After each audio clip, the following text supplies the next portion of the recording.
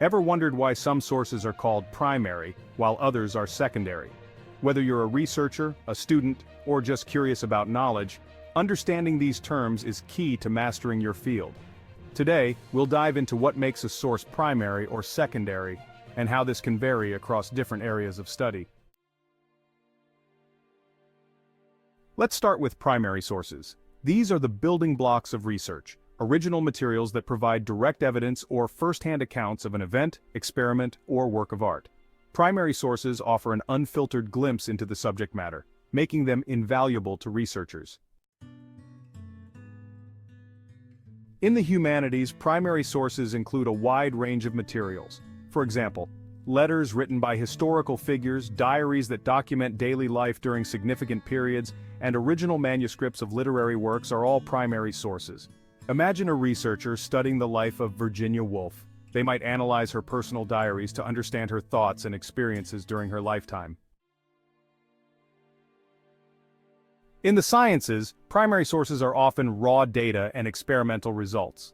These are the first-hand reports of discoveries made through experiments or observations. For example, a published paper detailing the results of a clinical trial for a new medication would be considered a primary source in the field of medicine. Social sciences. In social sciences, primary sources include surveys, interviews, and field observations.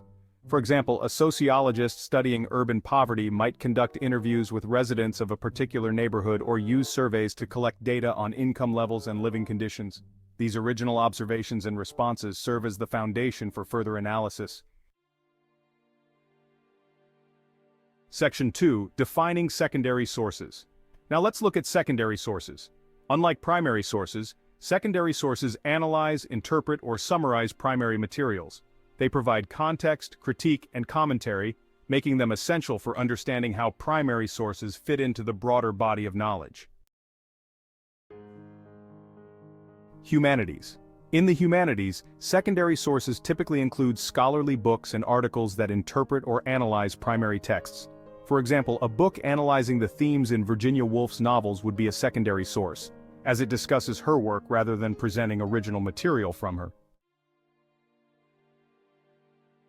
In the sciences, secondary sources are often review articles or meta-analyses. These sources summarize and evaluate multiple research studies to provide a comprehensive understanding of a specific topic. For instance, a review article that synthesizes several studies on the efficacy of a drug would be a secondary source, as it builds on primary research findings. In the social sciences, secondary sources include research papers that interpret data collected through surveys or interviews. For example, a paper analyzing trends in urban poverty based on data from multiple interviews and surveys would be considered secondary, as it interprets and builds upon primary data. While the basic definitions of primary and secondary sources remain consistent, the specific types of sources considered primary or secondary can vary across different fields of knowledge. Let's explore some examples of how this distinction plays out in practice. In the humanities, primary sources could be an ancient manuscript or an original painting, as these are direct sources of historical or artistic significance. In contrast, in the sciences, primary sources might include the raw data from a laboratory experiment or the results of a clinical trial.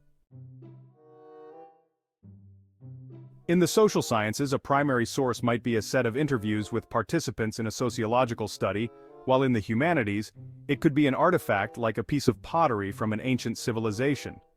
Both are original materials, but they serve different purposes within their respective fields.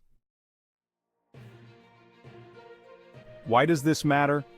Understanding the difference between primary and secondary sources is crucial for research. It helps you critically evaluate the sources you're using and ensures that your analysis is built on a solid foundation.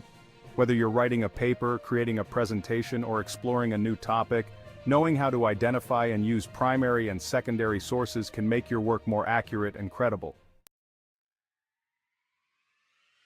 So, whether you're digging into original documents, analyzing scientific experiments, or reviewing the latest research in your field, Understanding the difference between primary and secondary sources will help you navigate the vast world of knowledge more effectively.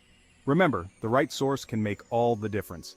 If you found this video helpful, hit that like button, subscribe for more academic tips, and let us know in the comments what topics you'd like to explore next.